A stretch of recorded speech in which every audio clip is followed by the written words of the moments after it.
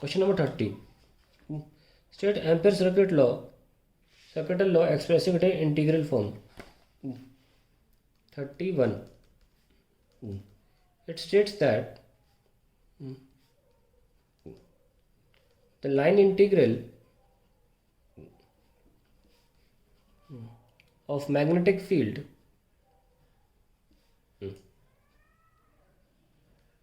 over a closed या along a closed loop, along a closed path या loop ले लें, is equal to mu naught times the current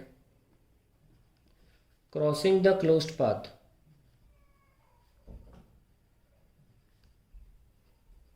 That is B dot dl is equals to mu naught I.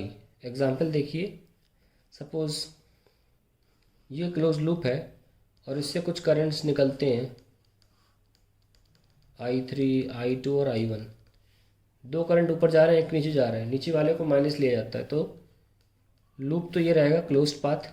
इसके अलावा integrate होगा B dot D L, it is a vector product, sorry is a dot product, और यहाँ पे आएगा I1 plus I2 minus I3. इस तरीके से एम्पीयर सर्किट लॉ लिखा जाता है. अब क्या बोला जा रहा है, two long coaxial insulated solenoids S1 and S2 of equal length are wound over the other as shown in figure. इस तरीके से वूंडेड है, S1 अंदर है, S2 बाहर है, रेडियस अलग अलग है. A steady current I flows through the inner solenoid S1 to the other end, ठीक है, B, which is connected to the outer solenoid through which the same current I flows in the opposite direction so as to come out at end A. If N1 and N2 are the number of turns per unit length, देख सकते हैं आप, setup इस तरीके से है, ठीक है. Now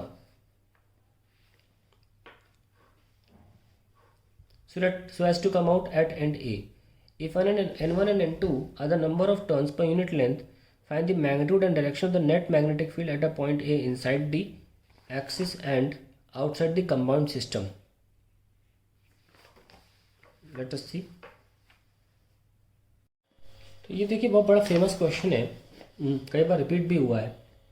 इसको एग्जैक्टली हूबहू बनाना बड़ा मुश्किल है, पर ये समझ गए कि जो करंट जहाँ अंदर के सोलेनॉइड में था वो देख सकते हैं एंटी क्लॉकवाइज है ना. तो अगर मैं फ्रंट व्यू से देखूँ तो ये एंटी क्लॉकवाइज है और इसमें N1 टर्न्स है पर यूनिट लेंथ. और अगर ऊपर वाली कॉइल देखूँ तो इसमें करंट क्लॉकवाइज हो गया, पलट गया, क्योंकि इस तरह आ गया है ना. इसमें क्लॉकवाइज और इसमें N2 टर्न्स है पर यूनिट लेंथ, इस तरीके से फैली हुई है. फ्रंट व्यू से थोड़ा ईजी हो जाएगा, दोनों को कनेक्ट करके दिखाना भाई कंप्यूटराइज डायग्राम है, ठीक है, हाथ से मुश्किल है.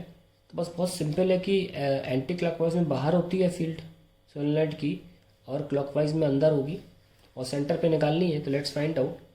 वही डायग्राम मैं यहाँ बना दूंगा बी पार्ट में कि सोलेनॉइड जो भी दिया है उसका मैं इनर वाले का बनाता हूँ ऐसे, वो एंटी क्लॉकवाइज था और उसकी फील्ड होगी बाहर, ओके, और जो उसके बाहर है ये आपका क्लॉकवाइज है और उसकी फील्ड होगी अंदर.